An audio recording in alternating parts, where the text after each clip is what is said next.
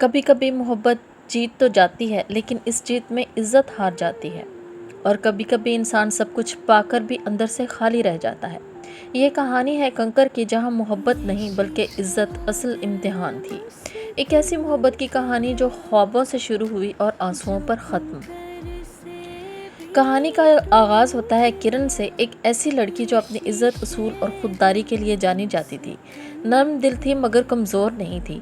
इसकी ज़िंदगी में एक शख्स था, अदनान, उसकी फूफो का बेटा। उसकी इज्जत करता, जो इसे दिल से मोहब्बत करता था। अदनान गरीब ज़रूर था मगर इसकी मोहब्बत सच्ची थी, इसका दिल साफ था। वो अक्सर कहता था, किरण, अगर तुम मेरी ज़िंदगी में आ जाओ तो मैं तुम्हें दुनिया की हर खुशी दूंगा, मगर कभी तुम्हारी इज्जत कम होने नहीं दूंगा। लेकिन किस्मत को कुछ और ही मंजूर था।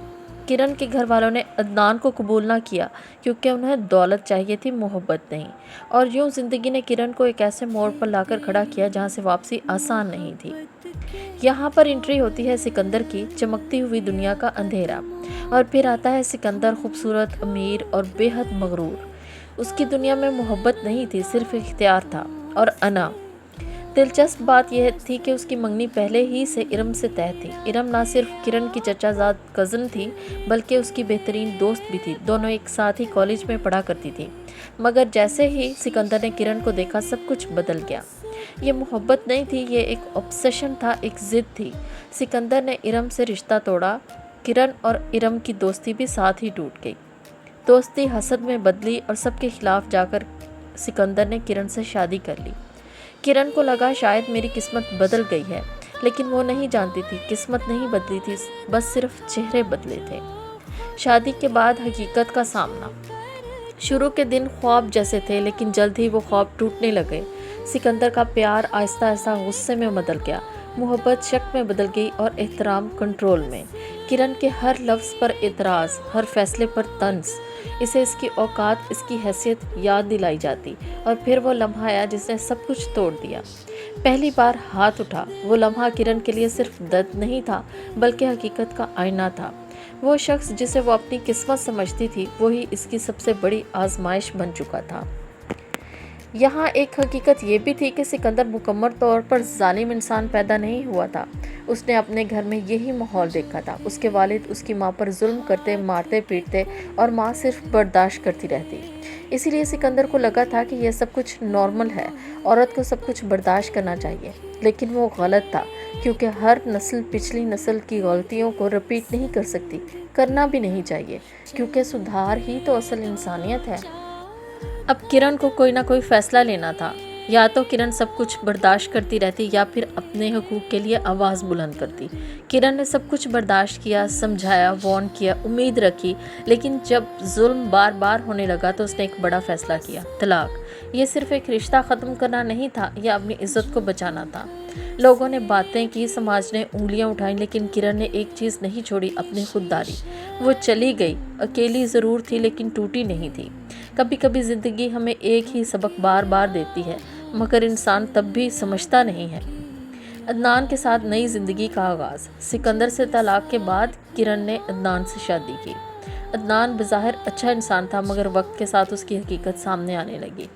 अदनान की माली हालत बहुत कमज़ोर थी, जिम्मेदारियां ज़्यादा, और यही चीज़ इसके रवैये पर असर डालने लगी। आहिस्ता आहिस्ता वो दबाव में आने लगा, और यही दबाव बदतमीज़ी में बदलने लगा। किरण के साथ अदनान का रवैया बदलने लगा। लफ्ज़ तल्ख होने लगे और इज़्ज़त कम होने लगी। एक दिन किरण खामोश ना रही। उसने अदनान से कहा, मैंने सिकंदर को इसलिए छोड़ा था कि वो मेरी इज़्ज़त नहीं करता था। अगर तुम भी वही करोगे तो मैं तुम्हें भी छोड़ दूंगी।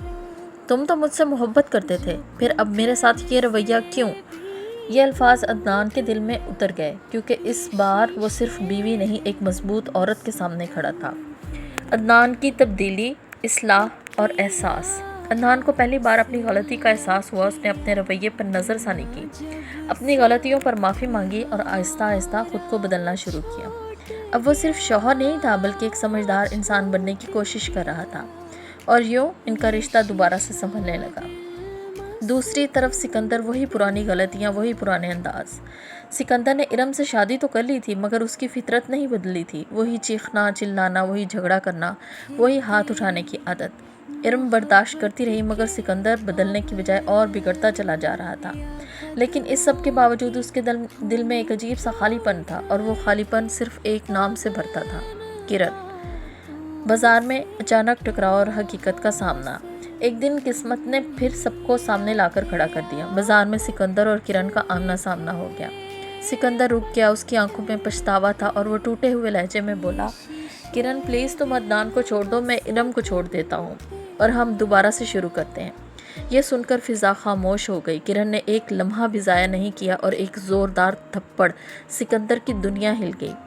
किरण की आंखों में गुस्सा नहीं था बल्कि सच्चाई थी। वो बोली, तुमने ज़िंदगी को खेल समझ रखा है सिकंदर। तुमने मेरे साथ जो किया वो तुम्हारी गलती थी, लेकिन अब अगर तुम इरम के साथ भी वही करोगे तो ये इंसानियत की हार होगी। औरत को बदलने की नहीं, समझने की ज़रूरत होती है। जाओ और पहले इंसान बनो, फिर मर्द बनने की बात करना। सिकंदर खामोश हो गया। इस बार वो जवाब नहीं दे सका। वो पहली बार अपनी गलतियों के बोझ के साथ खड़ा था। उसने इरम को भी बदलने की कोशिश बंद कर दी। वो अपनी ज़िंदगी को बेहतर बनाने की तरफ कदम बढ़ाया। अब यहाँ पर कहानी ख़त्म होती है, लेकिन एक बहुत अहम सवाल छोड़ जाती है। इस कहानी का असल हीरो कौन था? सिकंदर? नहीं। अदनान? नहीं।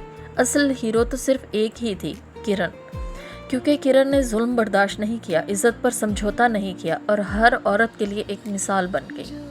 कंकर हमें ये सिखाता है कि मोहब्बत काफ़ी नहीं होती, दौलत भी काफ़ी नहीं होती, मुआफ़ी काफ़ी नहीं। असल चीज़ है इज़्ज़त, रवैया और इंसानियत। और जो इंसान ये नहीं समझता वो बार बार एक ही सबक से टकराता रहता है। किरण ने मोहब्बत नहीं चुनी, उसने ख़ुद को चुना। और अगर आपको लगता है किरण ने बिल्कुल सही वक्त पर सही फ़ैसला लिया था तो कमेंट में ज़रूर बताइएगा। ऐसी मज़ीद हकीकत से जुड़ी कहानियों के लिए हमारे चैनल को सब्सक्राइब करें। दोबारा आपसे मुलाकात होगी किसी और वीडियो में। तब तक के लिए अल्लाह हाफ़िज़।